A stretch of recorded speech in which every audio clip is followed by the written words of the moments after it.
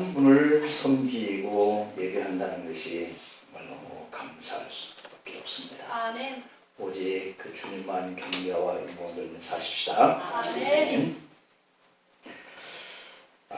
오늘 그 교회가 스승의 주일로 지키는 그러한 날로 저희 교회는 이렇게 매월 5월 셋째 주에는 항상 스승의 주일로 하나님 앞에 예배를 드리고 있는데요.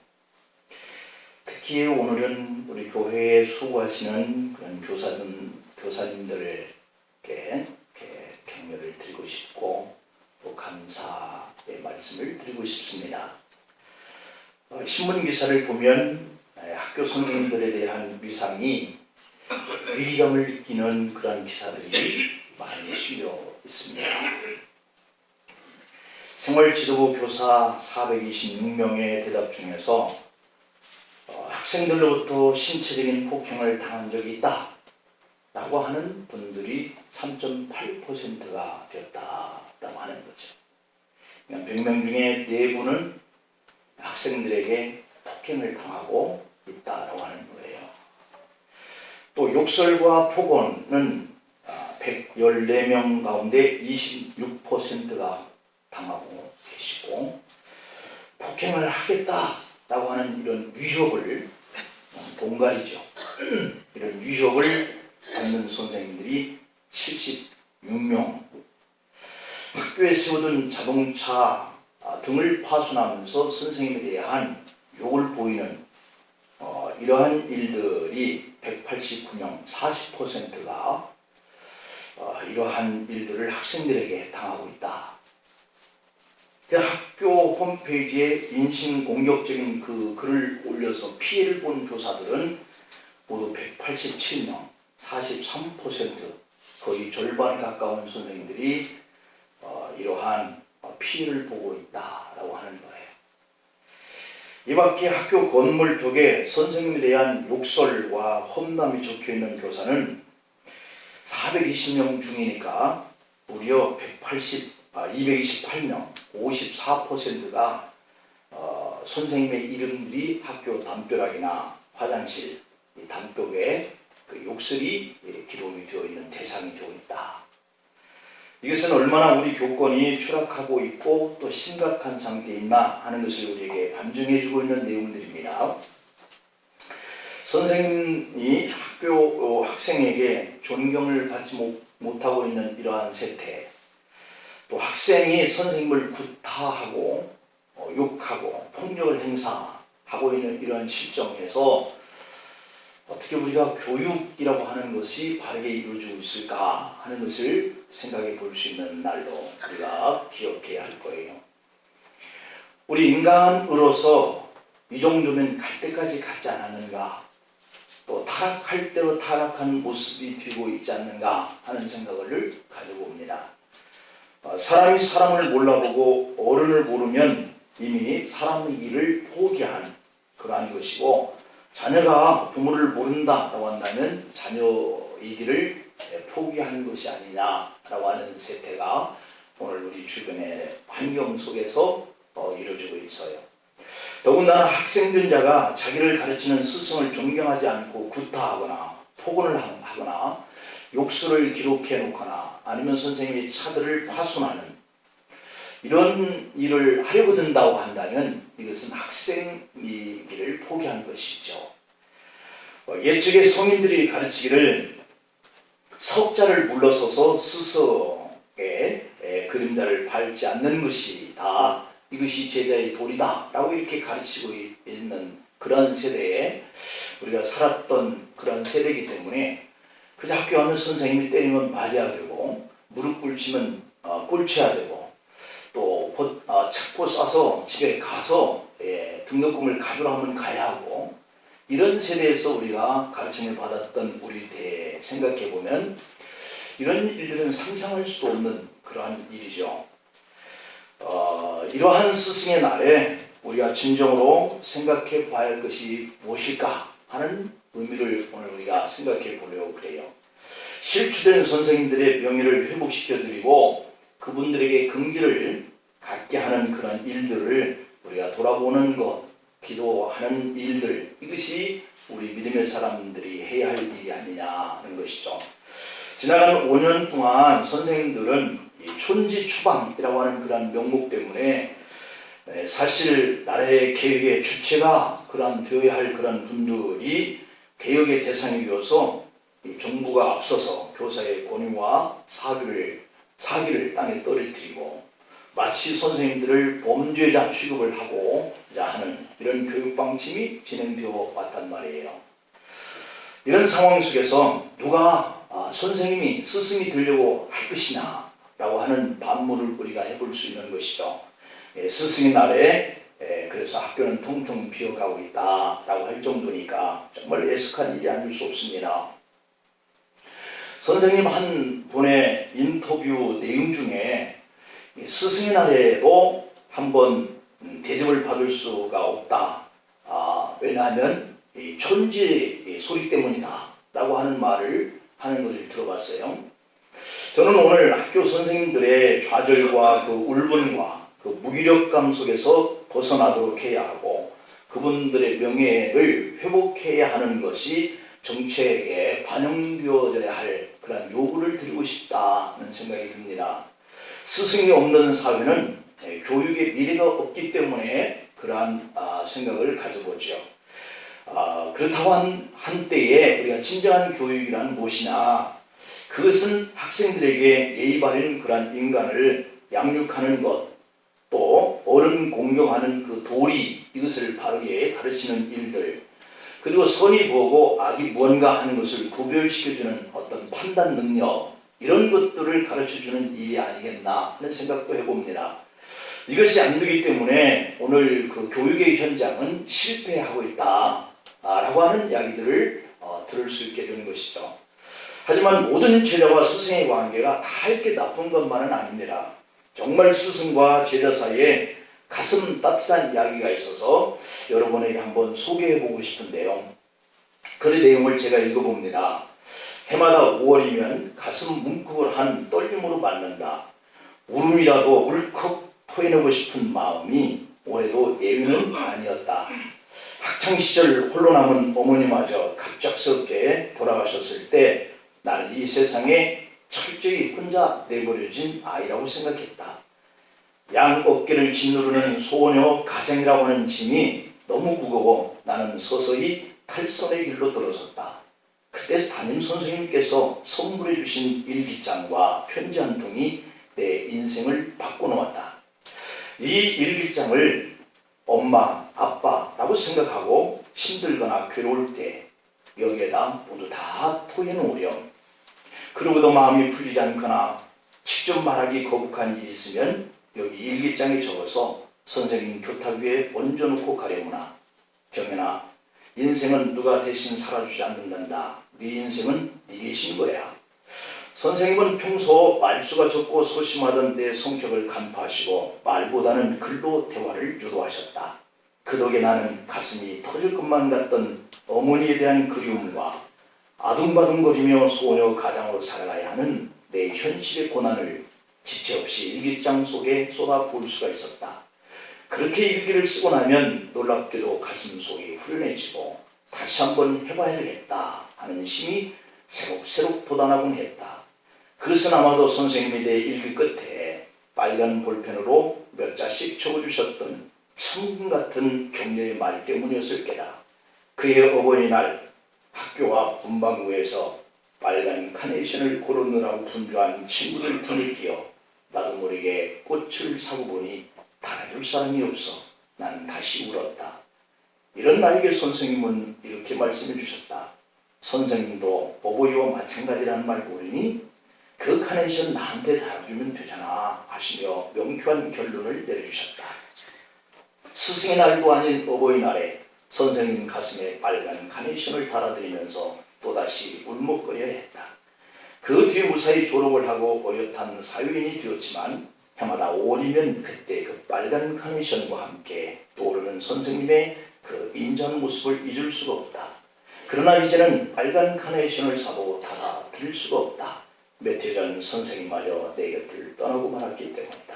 선생님, 선생님이 베풀어 주신 사랑 잊지 않고 더욱 열심히 살아가겠습니다. 부디 영생을 누리소서라고 하는 글입니다. 여러분, 스승과 제자는 동행의 관계여야 아름다운 것이죠. 요즘에 선생님들 가운데 하시는 말씀 중에 선생님께서 가장 듣고 싶은 말이 뭡니까? 라고 묻는 그 말에 선생님은 이렇게 대답합니다. 선생님 고맙습니다 하는 말입니다. 라고 하는 말이었다는 거예요. 엘사는 엘리야가 가는 곳을 끝까지 따라가 동행하면서 선생님의 삶을 배우고 그분의 생각을 닮아갔습니다. 에녹은 365년을 향수하는 중에 300년을 하나님과 동행했다라고 했습니다. 그 대가로 그는 죽음을 맛보지 않고 하늘로 올라갔다라고 했는데요. 창세기 5장 24절 말씀을 보면 에녹이 하나님과 동행하더니 하나님이 그를 데려가심으로 세상에 있지 아니하더라라고 했습니다. 동행이라고 하는 것은 하나님만을 생각하고 하나님과 함께 일을 하고 한 마음이 되어서 살았다, 그런 얘기거든요. 역대하 24장에 보면 7살의 천신만고 끝에 왕위에 오르게 되는 요아스라고 하는 인물이 나옵니다. 역대하 24장 1절에 보면 요아스가 그 왕위에 나갈 때 나이 7세다. 예루살렘에서 40년을 치리하니라. 그의 모친의 이름은 시비아라 브엘세바 사람이더라 라고 이렇게 기록되어 있어요. 그래서 요아스의 아버지는 요아스가 아직 어린 아이였을 때 안타깝게 죽게 된 것입니다. 요아스의 할머니는 자기 아들들을 다 죽여가면서 같이 자신이 왕위를 차지하려고 했던 거예요. 역대하 22장의 10절에 보면 아하시아의 모친 아달랴가 그 아들이 죽는 것을 보고 일어나 유다 집의 왕의 씨를 진멸하였으나 그런데 그를 사랑하는 고모가 어린 요아스를 숨김으로 7살까지 자라게 된 것이다 라고 기록되어 있어요. 역대하 22장 11절에 보면 왕의 딸 여호사부앗이 아하시아의 아들 요아스를 왕자들의 죽음을 당하는 중에서 도적하에 내고 저와 그 유모를 침실에 숨겨 아달랴를 피하게 한 거로 아달랴가 저를 죽이지 못하였더라. 여호사부앗은 여호람 왕의 딸이었고요. 그리고 아하시아의 누이였고요. 제사장 여호야다의 아내였다라고 이렇게 기록되어 있어요. 그리고 이렇게 생명을 구한 요아스가 7살이 되었을 때 대제사장 여호야다를 중심으로 해서 요아스를 왕위에 봉하게 된 거예요. 역대하 23장의 11절에 보면 무리가 왕자를 인도해 냈고요. 멸주관을 세워서 율법책을 주고 그리고 세워서 왕을 삼는데 여호야다와 그 아들들이 저에게 기름을 부어서 모두 왕의 만세라고 불렀다고 기록되어 있어요. 그런데 역대하 24장의 15절에 보니까 대제사장 여호야다가 나이가 많아 늙어서 130세에 죽게 되었다는 거죠. 대제사장 여호야다가 세상에 있었을 때에는 요아스가 하나님 보시기에 정직히 행했다라고 기록되어 있습니다. 그 내용이 역대하 24장 2절에 보면 제사장 여호야다가 세상에 사는 날에 요아스가 여호와 보시기에 정직히 행하였다고 했어요. 여호야다는 어린 요아스를 왕으로 세우고 그에게 하나님의 말씀을 가르치며 하나님의 뜻에 따라서 나라를 치게하게 하니까 선한 정책을 행할 수 있었고 칭송을 받는 왕의 자리에 있을 수 있었어요. 그런데 그의 스승인 여호야다가 자연적으로 나이가 들어 세상을 떠나게 될 때 요아스 왕은 홀로 남게 되었습니다. 요아스는 유다 왕 중에서 비교적 선정을 베푼 왕이었는데 그런데도 불구하고 그를 가르치던 선생님이셨던 여호야다가 세상을 떠나고 없을 때 요아스 왕은 또 다른 선생님을 받아들이지 못합니다. 그리고 마침내 역대하 24장 17절 18절에 보면 유다와 방백들이 왕에게 와서 절하고 말할 때 그는 그 말을 듣게 되고 하나님 말씀 속에서 흔들리게 되었다라고 했고 열조의 하나님 여호와를 버리고 아세라 목상과 우상을 섬김으로 이 죄 때문에 하나님의 진노가 유다와 예루살렘에 임하였다라고 말씀하고 있습니다. 요아스 왕이 그의 스승인 여호야다가 가르침을 받아서 그의 말씀대로 진행하고 실행할 때는 하나님께서 그를 승하게 하셨지만 그가 나라의 방백들의 말에 스승인 여호야다의 가르침을 잊어버렸을 땐 죄악과 우상을 섬기게 되었고 하나님을 떠나 배격하게 되었고 요아스 왕에게 고통이 따르게 되었고 나라 백성들에게는 우상의 전염되고 말았다라고 하는 거예요. 요아스 왕에게 동행하시던 스승이 있었을 때와 그 스승이 곁을 떠나서 참된 스승이 왕의 아빠에 없게 되었을 때 현격한 차이가 나타나게 되었다는 거예요. 역대하 26장 5절에 보면 거기에도 우시아 왕이 등장하는데 이 우시아 왕에도 가르치는 스가랴라고 하는 스승이 있었습니다. 하나님의 묵시를 밝히는 이 스가랴가 사는 날에는 하나님을 구하였고 저가 여호와를 구할 동안에는 하나님 그를 형통하게 하셨다라고 기록되어 있습니다. 이렇게 한때 우시아가 심히 강성하여 이름이 변방까지 퍼지게 되는 부강한 나라가 될 때가 있었어요. 스가랴 선지자의 말에 따라서 이와 같이 은혜를 얻었다라고 성경은 기록합니다. 그런데 스승인 스가랴가 세상을 떠나게 되었어요. 안타깝게도 세상에는 더 이상 우시아의 스승은 없어졌고 우시아는 지속적으로 강성하게 되니까 그 마음이 교만해졌다고 했습니다. 사람들 중에 만사가 튼튼해지고 부하, 영화와 귀가 권력이 따르게 되었을 때 그 사람 곁에 그를 교화할 수 있는 스승이 필요한 것이죠.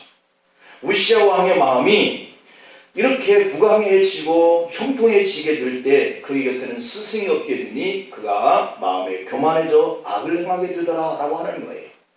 우시아의 스승인 스가랴가 선지자가 없어지고 그를 대신할 만한 다른 스승도 만나지 못하게 되니 주님 앞에 교만하여 범죄하게 된 거예요. 심지어는 여호와의 전에 들어가 향단에 분향하는 제사장의 권위까지 빼앗아서 제사하고 말았습니다. 역대하 26장 19절에 보니까 우시아 왕은 자기의 손에 향로를 가지고 향단에 분향하려고 들어갈 때 하나님께서 그 자리에서 그를 쳐서 문둥병을 발하게 했다고 기록되어 있습니다. 여호와의 전 향단 곁 제사장 앞에서 그 이마에 문둥병이 발한 이 환지 상태로 그 화려했던 권력을 잃고 세상을 마치게 되었습니다. 이처럼 스승에게 있었던 그 우시아 왕은 예국 변방까지 그 이름을 날렸었으나 스승을 잃어버린 후로는 우시아 왕은 문둥병이 걸려서 결국 얻은 모든 것들을 잃어버리게 된 것이죠. 우시아 왕은 역대하 26장 21절에 보면 죽는 날까지 문둥이가 되어 여호와의 전에서 끊어졌고 결국 홀로 거하게 되어서 그 아들 요담이 왕궁을 관리하고 국민을 지휘하게 되어서 그의 모든 그 총괄을 아들이 하게 되었다고 했습니다.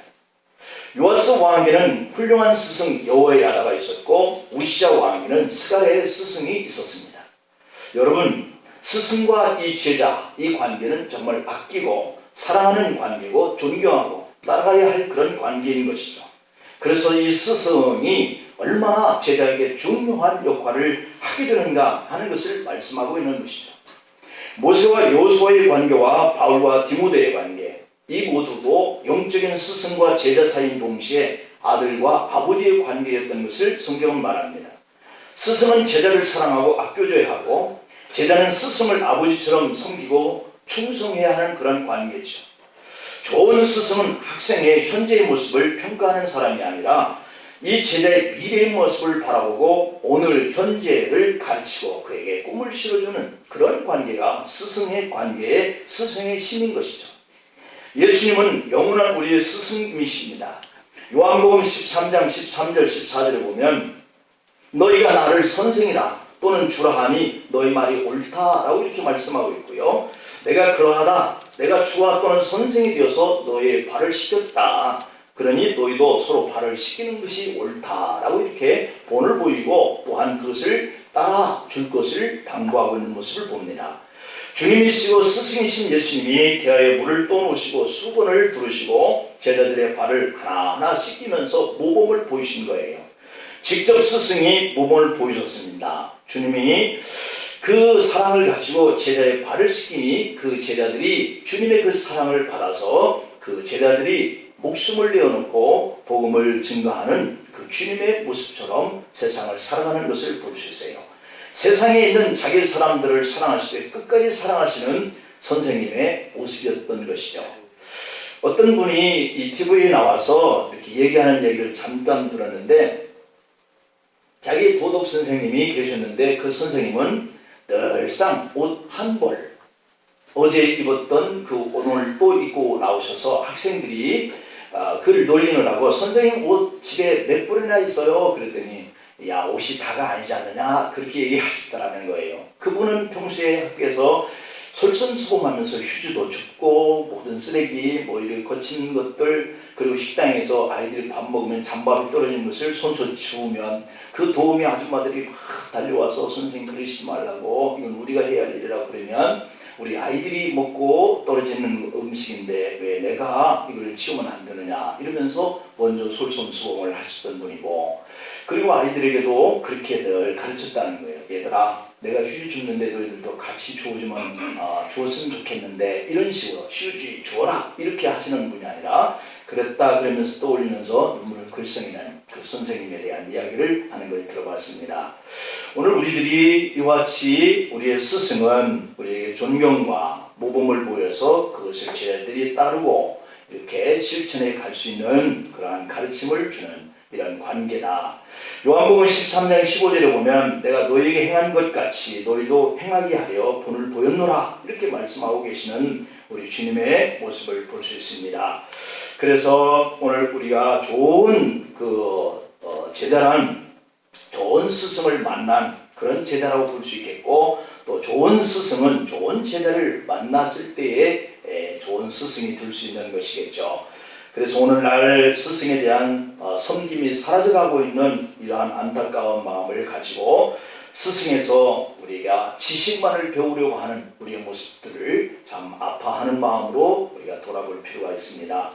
스승의 삶보다는 어떤 학교나 학부를 보고 스승을 선택하거나 섬김이 없는 배움의 제자의 길을 가는 이러한 그 지식은 죽은 지식과 같다라고 하는 말들을 하죠.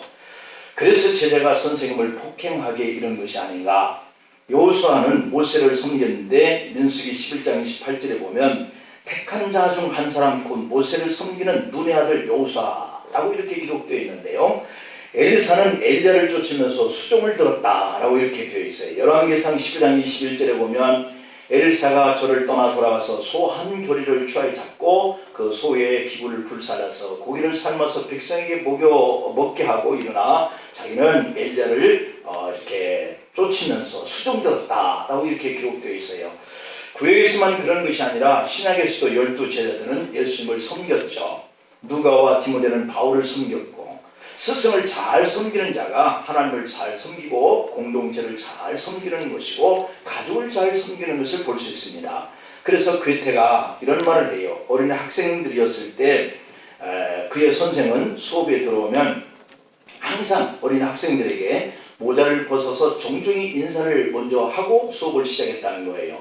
학생들이 민망해서 선생님 왜 그러세요? 그러면서 이유를 물었더니 그 선생님의 대답은 너희 중에서 앞으로 독일의 역사를 바꿀 인물이 나올지 모르기 때문에 미리 경의를 표하는 것이다 라고 하는 말을 했다는 거예요.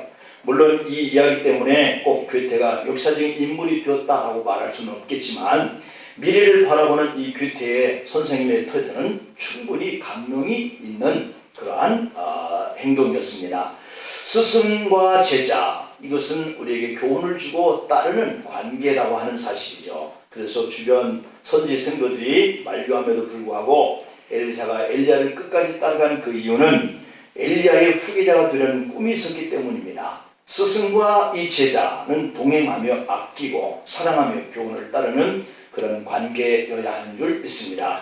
작년에 처음으로 중학교 1학년 교단에 선 신입 교사의 글에 훈훈한 이야기가 있는데 이야기 하나 하고 마치겠습니다. 요새 아이들이 때가 묻어서 영악하다, 예전 같지 않다 이런 말도 많지만 아직까진 제 눈에는 그저 예쁘고 착하고 귀여운 아이들입니다. 아직까진 아무것도 모르겠고 어리버리해서 실수도 많이 하고 아이들을 가르치기보단 선생님이 더 배울 게 많은 풋내기인 제가 처음 맡게 된 스승의 날에 있었던 에피소드를 얘기해 볼까 합니다. 스승의 날이라고 해서 크거나 값진 선물을 바라는 것은 아니었지만 아침 조회 시간에 들어간 교실에 색색풍선 장식과 칠판 낙서, 한 목소리를 부르는 스승의 날 노래, 선생님 사랑해요 라고 애교스럽게 외치는 아이들을 보면서 이런 게 선생님의 뿌듯함이구나 하는 생각이 들었습니다. 교탁 위에 놓인 꽃바구니, 명품 넥타이, 상품권, 양주 등 선물도 어머니들이 준비하신 거겠지만 받으니까 좋긴 하더군요. 아직 어린 아이들이라 선생님 관심 받는 걸 좋아해 다들 자기 선물 풀어보려고 난린데 뒷쪽에 혼자 앉아 바닥만 보고 있는 아이가 눈에 띄었습니다. 평소에 말도 없고 내성적인 성격이라 눈에 띄진 않지만 가정 환경이 매우 어려운 민주가 혼자만 시무룩해 앉아있더라고요. 선물을 준비 못해서 부끄러워서 그런가 하는 생각이 들어 말을 걸어볼 생각으로 그의 앞으로 다가갔습니다. 민주야, 왜 그래? 무슨 일 있어? 그 아이는 얼굴이 빨개져 손을 책상 아래에 숨기고 뭔가 얘기를 하려는 듯 마는 듯 우물쭈물하는 것이었습니다. 그러다가 그 아이가 꺼낸 것은 작게 포장된 물음이었습니다. 민주가 선생님 선물 준비했구나. 고맙다. 풀어봐도 되니? 서툰 솜씨지만 귀엽게 포장된 종이를 뜯으니 나온 것은 요새 한참 손질해 나오는 목에 좋다는 껌 몇 통이 있었습니다. 금방 주변에 모여든 아이들은 에게 선물이 껌이야. 웃긴다 하고 수근거렸고 민주는 창피한 듯 금방 얼굴이 빨개져 고개만 숙이고 있었습니다.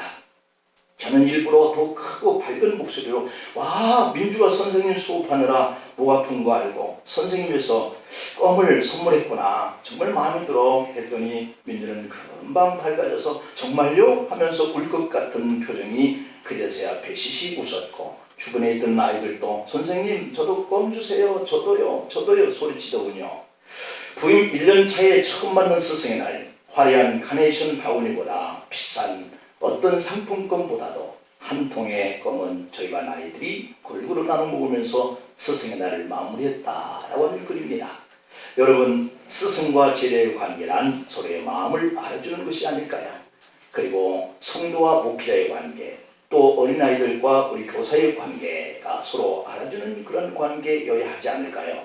살면서 우리 모두는 선생님의 입장에 있을 때도 있고 제자의 입장에 있을 때도 있을 겁니다. 좋은 스승이 되는 것은 말과 행동으로 본을 보이는 예수님의 모습을 닮아가는 것에 있고 제자들이 주님을 섬기면서 순종했던 것과 같이 제자의 도리가 있습니다.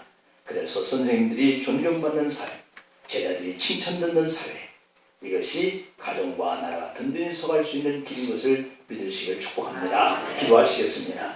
하나님 아버지, 오늘은 스승의 주의를 통하여서 저희들이 스승과 제자의 관계에 그것이 가정과 이 나라 사회에 연결되어지는 귀한 유익함의 의미들을 생각해 보았습니다.